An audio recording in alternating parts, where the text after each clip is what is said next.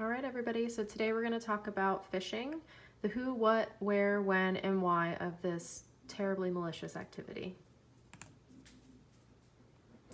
So what is phishing? For most people, they've heard the term before, but they're not exactly sure what it means.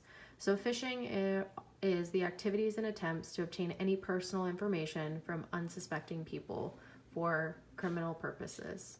Some examples of that information that somebody would want are passwords, usernames, bank account information, social security numbers, credit card info, pretty much any personal information that could be used to access any kinds of accounts for money or to use your identity for opening up loans, anything like that.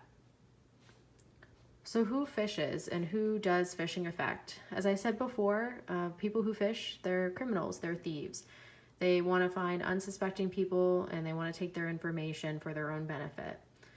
Who can phishing affect? Anybody, from your grandmother to even bank executives can be a victim of phishing.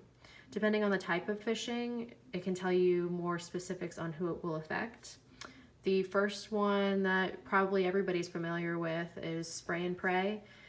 The thief or criminal, just whatever email addresses they have, they send it out to anybody and they hope that statistically, at least they'll get information from one person. We've all gotten those Nigerian prince emails asking for your help and your bank account information, I'm sure. Spear phishing, it targets a specific group of people and they'll target the concerns of those people to make it sound more convincing.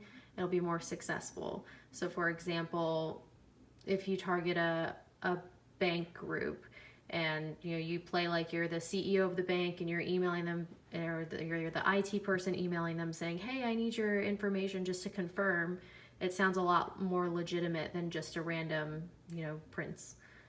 Whaling is another successful form of phishing. It's even more targeted than spear phishing, and it'll use things that prey on people's fears, like, oh, you're being subpoenaed from a lawyer, I need your information, things that people are afraid of.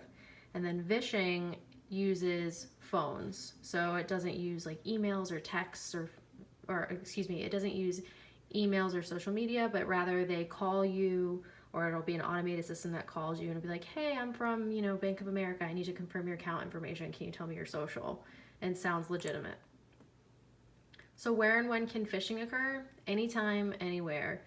Phishing's done mostly through emails, like I said, as we've all probably seen, but it can also be done through social media, phone calls, or even texts. I've gotten phishing texts before asking me, click on this link and verify your information. It's still phishing.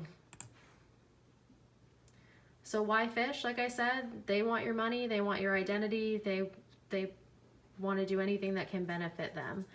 But how can you protect yourself? That's the big portion of this video. So you can protect yourself through education, sending out, if you work for a company, examples of phishing emails, knowing what to look for if they don't use your name, if they misspell words in the email, if when you do click on the link, it's a link that you don't recognize, like if it's from Bank of America, but the website URL doesn't say Bank of America in it. Just different things to look for to be like, that's suspicious. And if you see something suspicious, report it.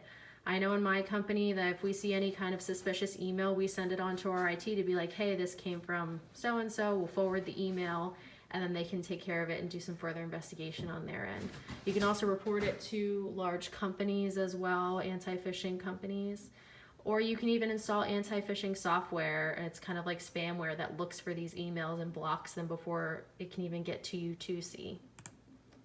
So I just want to say thank you guys for listening, and I hope that this does help prevent phishing in the future and can protect some people. Thank you so much.